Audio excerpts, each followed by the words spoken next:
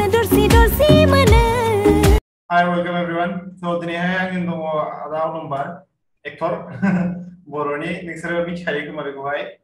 So today before invite Kalambai. Thank you so much Ada ani be podcast ko yanda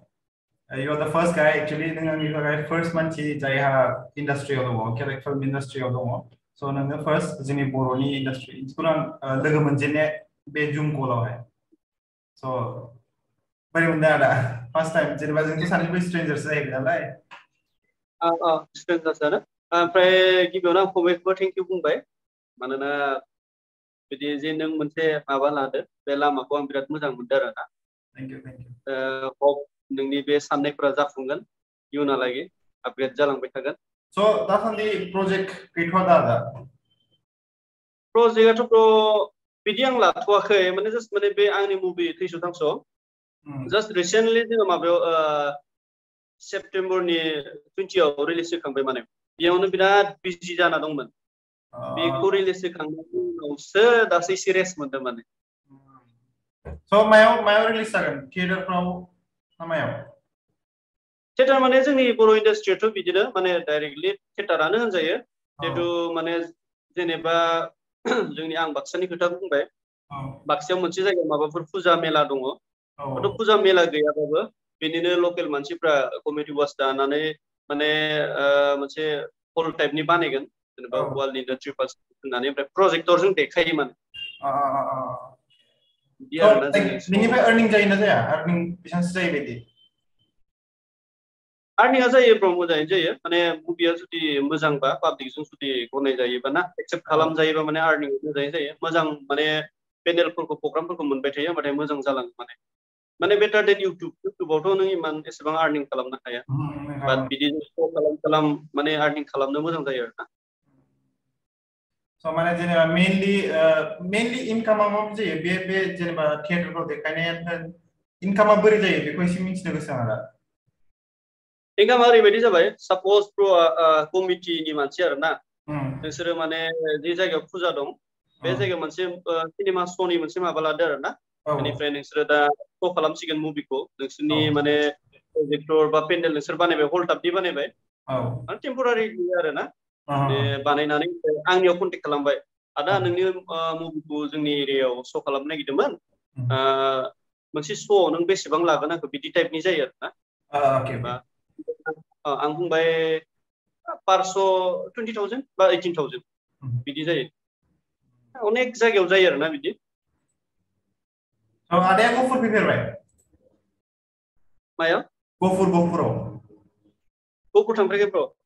गफुरनिसो नामा गफुरनिसो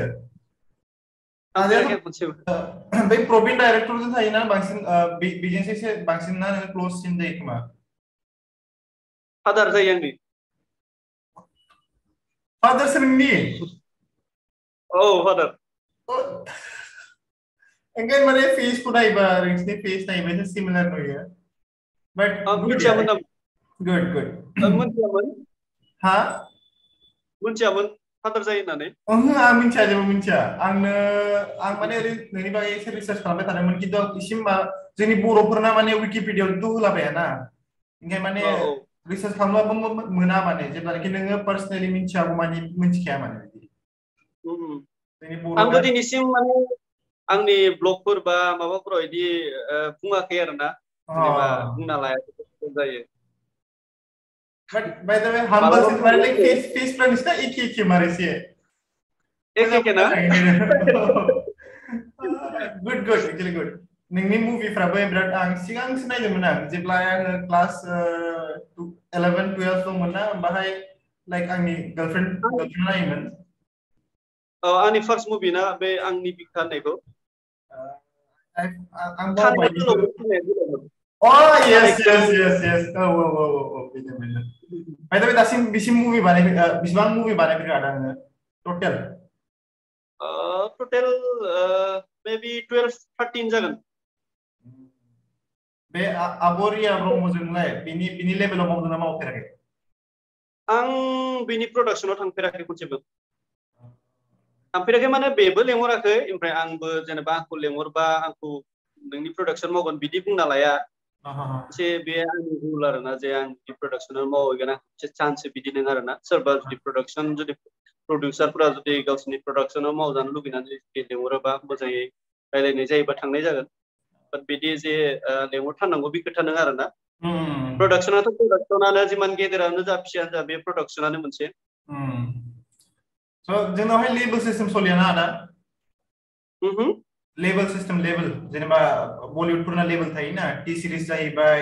ओमफ्राय माबा मोनसे आरो बेलेग बेलेग दङ स' जोंनियाव बर' माबायदि लेबेल सोलियोना सोलिया ना प्रडाक्सन हाउस सोलियो जोंना बिदि लेबेल सोलिया प्रडाक्सन हाउसआनो थारमाने प्रडाक्सन हाउस बुंबाथाय दा आरबि प्रडाक्सन बरिया ओमफ्राय जोंहा दंमोन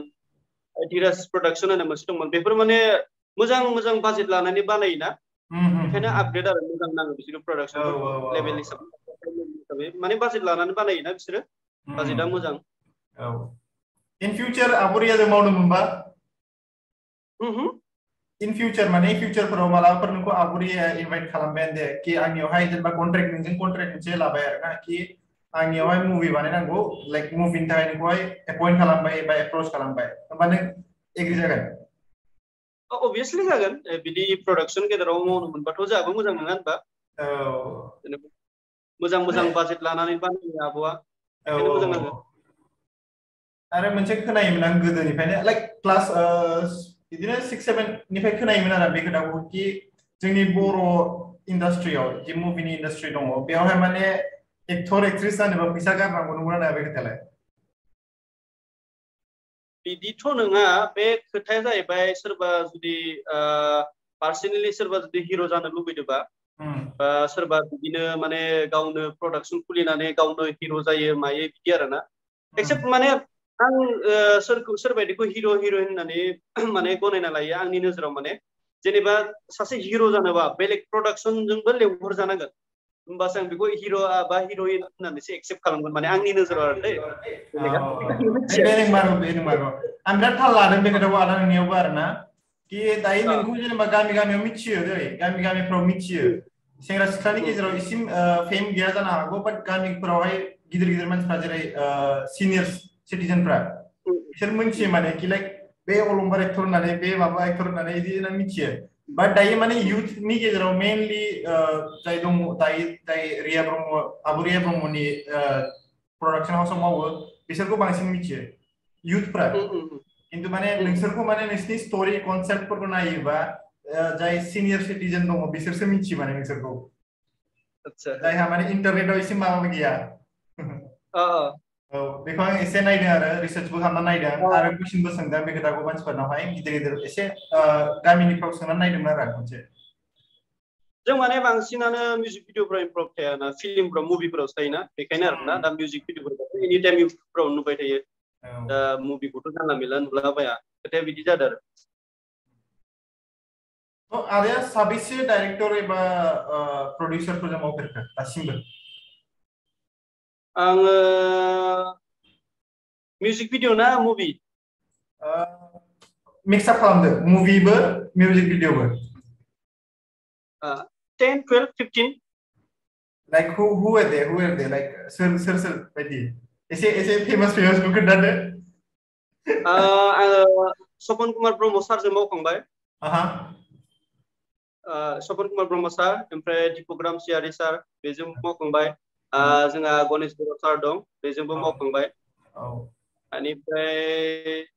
दङ बिदिनो मोजां मोजां नामखौ एसे गोसोखांनो माबागोन ओमफ्राय लाइक जोंहा फादार थाहैबाय ओमफ्राय फैलाव बसुमतारी खोनादों बेजों मावखांबाय सोरांजोंलाय जाफेराखै नामा ओमफ्राय माइकेल बर' माइकेल मुसाहारि खोमा बे मिस्टार दुगा बर' मुभि दिहुनदोंमोन ना बेजों मावखांबाय फादार दंफायो नामा नोंजों दायो फादारा नोंजों दायो दंफायो नामा गैया आं गुवाहाटियावसो दं अके दे ओमफ्राय दायो जेनेबा मोनसेयावहाय जेनेबा जोंनि जि बर' मुभिसनि खोथायाव सोंसै आरोना कि सिगांहाय संगालिखौबो मिथिखायो खोमा ना आदा नोंबो संगालि फिल्मखौ हरर मुभि जोंनि बर'नि जि हरर मुभि संगालि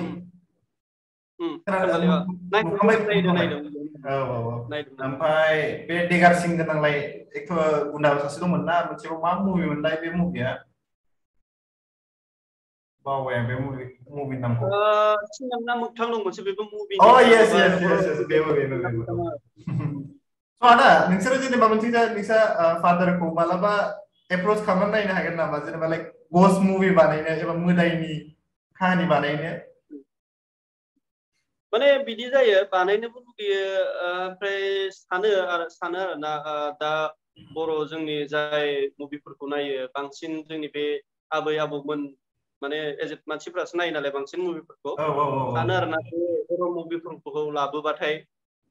एक्सेप्ट खालामगोन ना खालामा स्ट'रिफोरखौ माने जोङो मुभि बानायबाबो एज ए बिजनेस खालामो माने एसेबाबो प्रफिट बानायोना जुदि पाब्लिकआ जुदि जोंनि रायजो जा आबै आबौमोना जुदि मुभिखौ एक्सेप्ट खालामगोन होमबासो जों बानायगोन होननानै सानो माने दा एक्सेप्ट खालामगोन ना खालामा इमान आपग्रेड जाथ'वाखै बर' हारिया बेखौनो सानदों खिन्थु रिसेन्टलि आं दाखालि जोनोम होननाय मोनसे बे इयाराव रिलिज होदो दाखालिसो बारा गोबाव जायाखै जोनोम होननाय नायदोंमोन आं हरर मुभि ओरैबायदि मोजां जादों बेनि टेक्सटफोरा बिराद मोजां जादों फंबाया नायना नाय जोनोम आंबो नायनांगोन बेलेग लेभेलनि जादों आरो VFX हेभि खालामदों खोमा VFX फोरखौ एसे गारदों आं VFX आव जादों बेलेग लेभेलनि बानायदों मुभिखौ मोजां मोनदों नायनानै ओमफ्राय आदा जेनेबा माने आं बिदि सानबाय थायो लाइक जोंनियावहाय ट्रु स्टोरी बेसिस बारा फिल्म गैया बिराद खम दङ ओमफ्राय बानायदोंबाबो जोंनि गफुरनिफ्राय सासे आं मिथिला मा डाइरेक्टरमोन ना मामोनथाय जिखुनु फैसा गारदों आरो बे जोंनि गामिनिफ्राय जाद्राय एसे गोजाननिफ्राय जायो बाट जों बेखौ आदा लिङो आरो जाय फैसा गारग्रा स' बे माने मोनसे मुभि बानायदों गफुरनि मोदै ना मा मोनसे बिदि मुभि बानायदोंमोन माने story basis like true story बेसिसाव बानायदोंमोन जेरावहाय दावहानि खोथा दंमोन आरो स' बे मुभिखौ आं नायबाय नायनानै आइ एम लाइक स्टोरीया एसे मोजां जाबावगौमोनदां स्टोरीनि माने लाइक बे एटेचमेन्ट थायोना मुभिजों एकदमबारे नायनानै गाबनो ओंखारलायनाय बिदि फिलिंआनो फैयाखै माने स' आदा बेफोरखौ जेनेबा नोंसोरो दायो मोनसेयावहाय नों मालाबा साना लाइक बिदि कनसेप्टआव बानायनोसै ट्रु स्टोरी बेसिसाव मोनसे मुभि बानायनोसै मानोना जोंनि बर'आव बिराद स्टोरिज दङ बिदि साननाय फैया मालाबा आं बांसिन बेफोर जोंनि सोमदोन जोहोलाव बासिराम जोहोलाव बेफोर दंना बेफोरनि सायाव बिराद बानायनो गोसो जायो नाथाय बे बाजेटफोरनि थाखाय थाथ'नो गोनां जायो आरोना बेफोरखौ बानायनाय माने बाजेट नांगौ बायदि बानायनो हानांगोन जुदि बानायनो होनानै ओरैनो थुलमुल बानायना दोनबाथ' जायाना जों मोजां बाजेट लानानै नालाय ओरैनो बाजेटनि थाखाय थाथ'नो गोनां जायो आरोना सानबाबो स' आदा बे बाजेटखौ नोंसोरो गावसोरनि पार्सनेलनिफ्राय होयो ना मायो जोंहा दिनैसिम जिखिनि मुभि खालामदो जोंहा न'नि प्रडाक्सननिफ्राय सब पार्सनेलि दिनैसिम गभर्नमेन्टनि हेल्प मोनफेराखै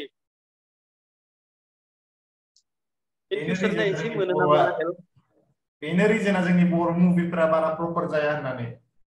बेनो ब्र जुदि हेल्प मोनोबा जुदि जोंबो अबभियासलि मोजां खालामनो हागोन बे आंनि गावनि सायाव आंहा फोथायनाय दं जुदि बाजेट जुदि जों बेलेगनिफ्राय मोनोबा हेल्प मोनोबा अबभियासलि मोजां खालामनो हागोन दा पार्सनेलि बेसे खरसा खालामनो नङा होनबा बेबो नंगौ दा बेखायनो नांगौ रोखोम माबाफोरखौ होनो हाया बाजेटखौ नायनानै बानायनो गोनां जाना थायो बेनो दासान्दि माने बिराद सर्ट मुभिसफोर इउटुबारफोर फैजोब्बाय सर्ट मुभि बानायग्राफोर स' बिसोरनि सायाव मा मेसेज दं नोंनोहाय मा बुंनो सानो बिसोरखौ आंनि साननायाथ' जेनेबा आं गाज्रि मोना बानायनांगौ बिदिनो बानायबाय थानांगौ जाखिनि बानायदों आरो आं जि नुगासिनो दा इउटुबाव सर्ट मुभिसफोर बानायनायफोरनि भिउसआ बिराद फैगासिनो माने बिराद जायो मानसिफोरा एक्सेप्ट खालामदो थारमाने टाइम पास मा खालामा जायो बेफोरखौनो नायलाबायोना आंनि नोजोराव कमेडिफोरा बांसिन सोलियो माने कमेडि बेयो बांसिन सोलिगासिनो दं माने सिरियासखौ नायखायालै जोंनि बर'हाय जाय इउथ देरफुनायफोर बिसोर माने सिरियास बुस्थुखौ मालाबाबो इम्पर्टेन्ट लाखाया बांसिन कमेडिफोरखौ खालामो सिरियास बुस्थुफोरखौ दा बारा एक्सेप्ट खालामथ'वाखै कमेडिफोरखौ बिराद एक्सेप्ट खालामग्रा जादोंमोन मुभिनि खोथायावथ' आं बिराद सानबाय ओमफ्राय आदा मोनसे आं जेब्ला नोंनि बागै रिसार्च खालामदोंमोन मैया रायज्लायदोंमोन नालाय स' मोनायाव आं पुरा रिसार्च खालामनो मोनसे कमन फेक्टर मोनसे नुदों कि लाइक 3 months बेकनिफ्राय बे बुस्थुखौ नुगासिनो आरोना नोंनि भिडिअ'आवबो होन ओमफ्राय आब' फुजा बर' ना मा होनो बिनि भिडिअ'आवबो होन ब्लग भिडिअ स' लाइक दायो open relationship or something like that sorry actually गाज्रि मोनोबा sorry for that but आं सोंबाय आरो हायो सोंनाय जेबो प्रब्लेम ना open relationship दङ माने बे थिग हमदो माने फुजा बर' ना औ नायदो माने ब्र'आ आं माने जादों जेब्ला नोंनि बागै जेब्ला नोंखौ फन खालामखांबायना नोंखौ जेब्ला एप्रोच खालामदोंमोन बिनि उनावनो आं नोंनि बारै माने रिसार्च खालामबाय एकदम इउट्युबावबो नायबाय इन्स्टाग्राम नायबाय सब नायजोबबाय दाना सोर सोरजों कानेक्टेड दङ बेखौ नायबाय जास्ट मोनसेल' प्रब्लेम बेनोखि लाइक नोंनि फादारनि बागैल' प्रपार मिन्थियाखैमोन आं खालि खिन्थु बे आब' फुजा बर'खौथ' डाइरेक्ट मिन्थिखादों आं बे दङ होननानै आरो बाट आं सियर नङामोन ओंखायनो नोंनाव सोंबाय आरो बे खोथाखौहाय अपेन रिलेशनशिपआव दं नामा होननानै आरो Good, good. Actually, she's beautiful by the way. मालाबा दा ओमफ्राय नोंहा बे खोथाखौ सानबाय थायो आं आब' फुजा बर'आबो बेलेग प्रडाक्सन हाउसआव मावाखै नामा दाबो खनसेबो मा होनदों ब्र' आब' फुजा बर'आ माने बेलेग प्रडाक्सन हाउसआव मावफेराखै नामा नोंसिनि प्रडाक्सन हाउस माने मुभिया बे फार्स्ट टाइम आंनि प्रडाक्सनाव मावनाया बेनिफ्राय मिउजिक भिडिअ दङ बेहा मोननै माने फार्स्ट डेब्यू मुभिया नोंनियावनो आरो नोंसिनियावनो आरो फार्स्ट टाइम आंनियावनो ओके माने आं सानबाय थादों फुजा ओमफ्राय आं मेनलि नोंनि इन्स्टाग्रामखौ चेक आउट खालामहैदोंमोन आरोना इन्स्टाग्रामखौ स' बेयावहाय फलोवार्सनि खोथायाव आरोना फलोवार्सनि खोथायाव दङ आदा सिमां साइनारि दं ओमफ्राय लाइक मेन एक्टर्सफोर दङ जायहा नोंखौ फल' खालामो बाट बे मोनसे खोथाखौ आं सानबाय थायो कि लाइक फट'स बारा नुवा नोंनावहाय बे बेलेग एक्टरफोरजों होन बेलेग माबाफोरजों होन बारा फट'स मानो नुवा माने बेलेग एक्ट्रिस बा बेलेग एक्टरफोरजों बारा इसिं गैया माने सासेल' नुदों आं नुनाया सासे सानैल' नुदों सासे आब' फुजा मुसाहारि माबाजों दंदां ना जेनेबा जोंहा नानि सुदेम सनाजों दंदां ओमफ्राय फुजा मुसाहारिया बेजोंल' दंदां ना आं रिसार्च खालामनायाव मोनजोबदोंथ' आं नायजोबदोंमोन आरो बेखायनो टाइम लायो मा दा फट'खौथ' ओरैनो लाजानाय जायो बाट बिदि आपल'ड होनाय बारा जाया माने ओरैनो दङ मबाइलफोराव लालाबायनाय शुटफोराव लोगो मोनलायोना जोङो ज'नो खामानि मावखांनाय ओमफ्राय बिदिनो फट' लाबाबो माने बारा आपल'ड होनाय जाया आरोना स' नोङो चान्स मोनोबा सोर एक्टरजों माने डुएट मुभि खालामनो गोसो लाइक डुएल सानै एक्टर गोनां लाइक मुभि बा सोर एक्टरखौ नों चुज खालामगोन बर'नि ना बर'नि दुइटाथ' दा आं पार्सनेलि बुंगोन नेर्सोन बसुमतारी होननाय दा आं जि मुभिखौ खालामदों थैस' थांस'आव बेनि माने बेनि एक्सप्रेसन बेनि डाइरेक्टर खालामनायखौ बिराद मोजां मोनदोंमोन आरो आं बेनि मुभिफोरखौ नायनानै पार्सनेलि लोगोबो खामोन माने बेनिखायनो बेखौ आं पार्सनेलि माने बे आंनि मुभि दा थैस' थांस' आं बेखौ लेंहरनानै बेजों डुएट खालामबाय माने नेर्सोन बसुमतारी होननाय होमबा आदा बे मुभिया दायो जि थैस' थांस' मुभिया दुर्गा फुजाफोराव फैगोन नामा मोनगोन सियर नायनांगोन इउटुबावथ' ट्रेलारल'सो होलाबायदों खोमा ट्रेलारल'सो होदों ओंखायनोथ' माने खोनाबाय थायो बे मेनलि सिख्लाफोरल' बांसिन मुभिनि गरम खायाखै स' आं जेब्ला न'आव थाङो स' आब'मोन दङ ओमफ्राय बेलेग बेलेग दंबावो जायहा माने मुभिस नायगोरो मुभिसखौ बर' फिल्म मा गोदान फैदों होननानै स' अब्लासो आं फार्स्ट टाइम नोंनि नामखौ खोनागोरदोंमोन एक्टरनि नामावहाय नोंखौ फार्स्ट टाइम खोनागोरदों स' बेयाव आं सानबाय थादों कि सोर बेलाय होननानै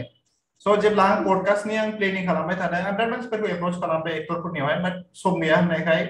ओमफ्राय नोंखौ नागिरबाय नोंखौ नागिर इन्स्टाग्राम फार्स्ट इउटुबाव नुगोरदों ओमफ्रायसो इन्स्टाग्रामखौ चेक आउट खालामहैबाय ओमफ्रायसो नोंखौ कन्टेक्ट खालामबाय इन्स्टाग्रामावहाय जेनेबा कन्टेक्ट खालामबाय नोंजोंहाय आरो बिदिसो जाखादों जानायलाय बाट जिखुनु जा थेंक इउ स' माच आंनि फार्स्ट एक्टर फैदों जोंनि आंनि माबायावहाय पडकास्टआव बेल' आरो थेंक इउ स' माच फर दिस वेलकाम ब्र ओमफ्राय आंनिफ्राय फुल सापर्ट थाबाय बिदिनो जौगालांनो हाथों थेंक इउ स' माच गासै जोंनि बर' इन्डास्ट्रिनि आर्टिस्टफोरजों बिदिनो मोजाङै दा नों जि कनसेप्टखौ लादो बिदिनो मोजाङै साक्सेस जालांनो हाथों बे कनसेप्टखौ लानानै स' ओमफ्राय आदा नोङोथ' दायो इउटुबाव बारा एफाग्राब कनसिस्टेन्सि गैया माने गोबावजों बोसोरनै मालाबा बोसोरनैजों मोनसे मालाबा बोसोरसेजों एबा मास मोनथाम 6 मासनि उनाव मोनसे बिदि होबाय थायो मा होनो बारा एक्टिभ थाजायानो दा सानदों आङो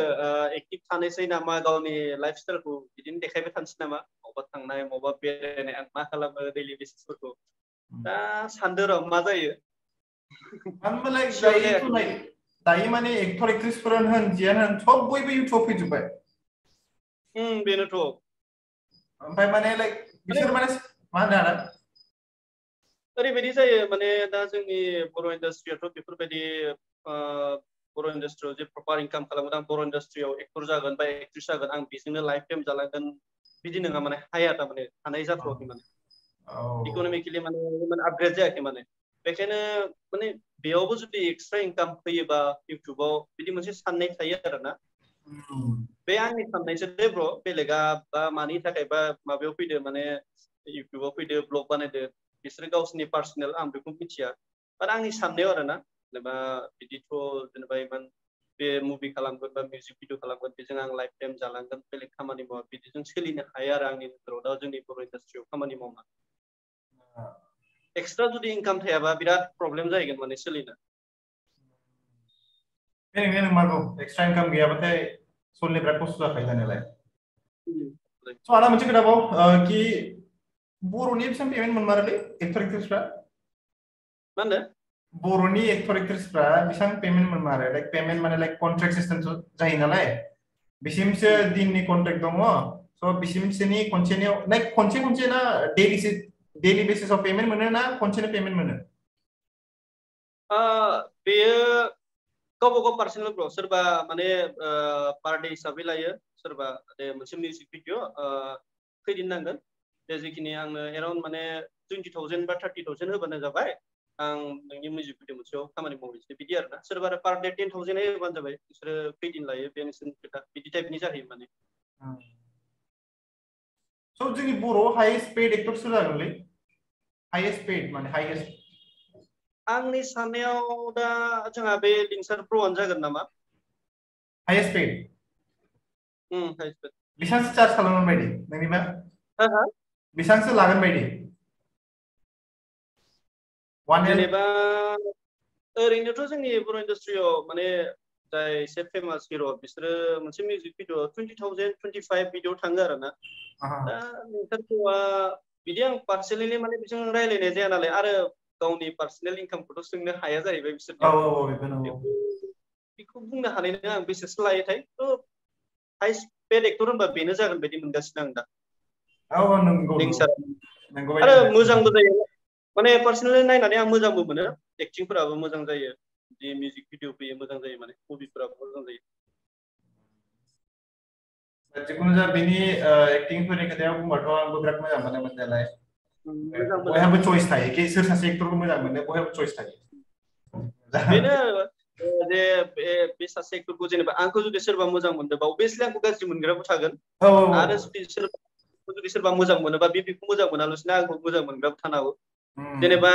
जोङो बलिउडनि बुंनो थांबा सोरबा सालमानखौ मोजां मोनो सोरबा मोजां मोना सोरबा बे ऋतिक रशनखौ मोजां मोनबाय सोरबा शाहरुख गावबा गाव माने पार्सनेलि फसायनाय थायो आरोना जे गासैबो जे बेखौनो मोजां मोनगोन बे नङा आरोना स' आदा नोंथ' होमबालाय बे फिल्म इन्डास्ट्रिनि बेकग्राउन्डनिफ्रायनो जाहैखाबाय होनबाथ' नोङो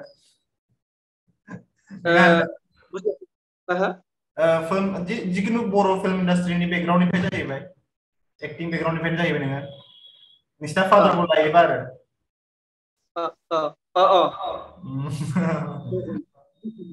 स' नोंसिनि फादारनि एक्टिंखौ बिराद नुबाय आं नुनायालाय स' बिराद मानसिया मिथियो बोराय बुरैफ्राथ' एसे मिथिखासै नोंसा फादारखौ प्रपारनो एक्टिंनि खोथायावबो माबानि खोथायावबो स' नोंसा फादारा बेलेग बेलेग प्रडाक्सन हाउसआव थांफेरबाय नामा रिया ब्रह्म आब' रिया ब्रह्मनि प्रडाक्सन हाउसआवबो मावफांबाय खोमा ना मावफेराखै बेनि उनावहाय बेलेग प्रडाक्सनाव मावबाय खिन्थु आब' रियानियाव मावफेराखै दासान्दिथ' जेनेबा मोनसे खोथायावहाय जि आं नुदोंमोन आरो नोंनि इउटुबावहाय कि मेनलि अबे मोनसेमोनथाय मिउजिक भिडिअसखौ नोंसिना बेलेगखौ आपल'ड खालामो ना नोंनि चेनेलाव आपल'ड खालामो बेयावथ' नोंनियावहाय मोननै मोनथाम नुदोंमोन आं आंनियाव मोननै मोनथाम मोननाया ओरैबायदि जादों माने आं चेनेल खुलिनाया बारा गोबाव जाखायाखै जोंहा मुभि बानायनाया आं एक्टर जायैनि सिगांनो आं जेनेबा फिल्म इन्डास्ट्रियाव फैयैनि सिगांनो जोंहा फादारा प्रडाक्सन दंखायोमोन बिराद गोदोनिफ्रायनो बे जोंहा आदा ओम प्रकाशमोन दिलीप आदा बै थैनाय आदा हिर' सासे दंमोन बिराद मोजां दिलीप आदा राम प्रकाश राजिब आदा बिसोरखौ लानानै बिराद मुभि खालामबोबाय आरोना ओमफ्राय बेफोरखौथ' आं मोनबोआसै दा गोदान दंमोन गोदानखौबो आं होस्लाबनोनो हायासै माने बिदि चेनेल खुलिनाय माने जेबो इन्ट्रेस्ट गैयामोन पार्सनेलि सोरबा होयोबा आं नोंनि मुभिनि गानफोरखौ आंनि चेनेलाव होनोसै दे होनबा दे होनो गोसोबा आं जेबो माने माबा गैयामोन आरोना बिदिमोन माने जोंनिया थारमाने मुभिखौ श' खालामखांनायनि उनाव जुदि प्रफिटआ फैबाथाय आं आरो इमान माथा मारिला आरो दे सोरबा जुदि बिदिबा आं नोंनि मुभिखौ आपल'ड होसिगोनलै आंनि चेनेलावलाय होनोबा हो होननानै बिदि जायोमोन आरोना दासो माने आं एसे पार्सनेलि लागासिनो आरोना दा आं सानगासिनो माने जि आंनि प्रडाक्सनाव जि मुभि बा मिउजिक भिडिअ बेखौ आंनि चेनेलावनो होनोसै बिदि सानगासिनो आरो दा मोजाङानो होनबाथ' जेबो दे so that means कि नोंसा टटेलि हारसिं लाइक आरबि प्रडाक्शन हाउस इदि जेनेबा प्रडाक्शन जाहैबाय जेनेबा आब' लियानिया दंखायोसै so नोंसिनाथ' इदि माने लाइक बिदिनो मोनसे प्रडाक्शन हाउस गैखाया माने इउटुबावहाय माने नोंनियाव माने इउटुबाव गैखाया ओरैनो माने जेनेबा मुभि सुभिफ्राव जेनेबा मोनसे जेनेबा मा थायो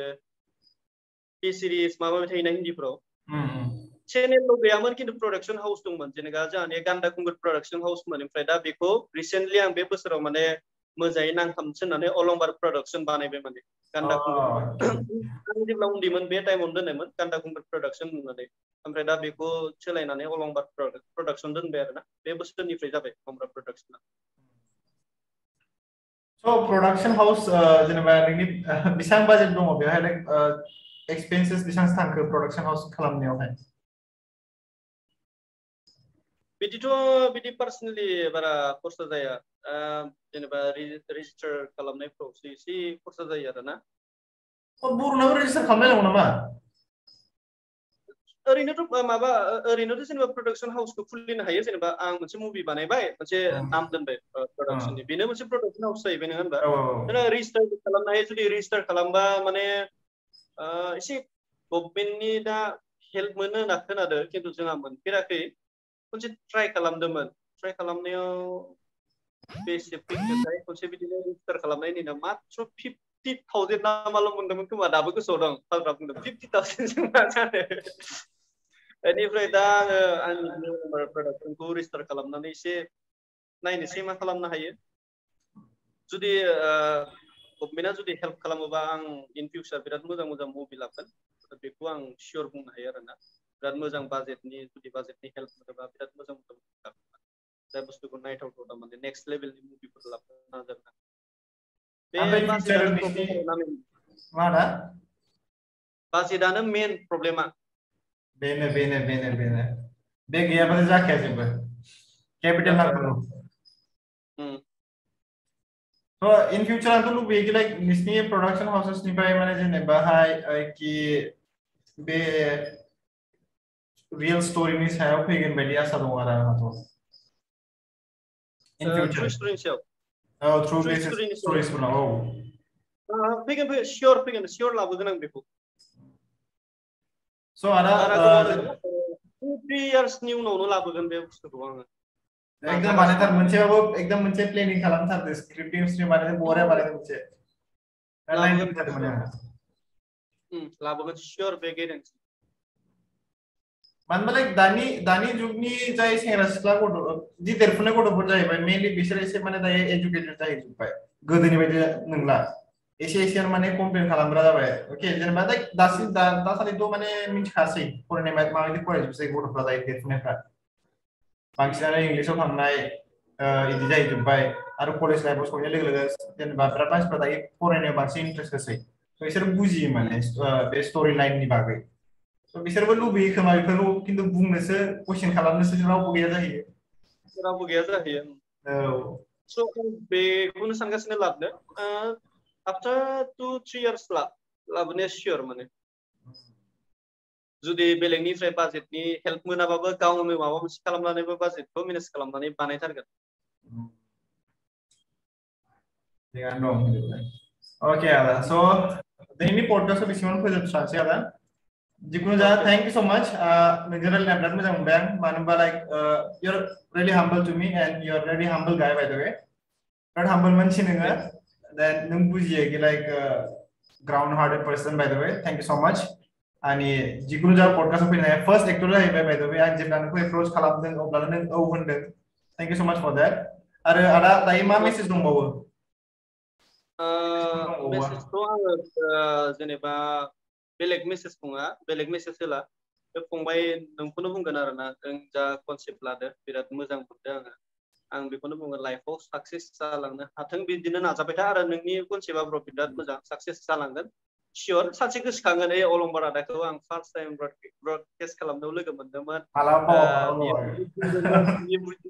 आं दिनै बिदि बे सम सफैबाय बे खोथाखौ फंबाय सानसे गोसोखांगोन आरो साक्सेस जागोन बेखौ आं फोथायनाय दं Thank you so much.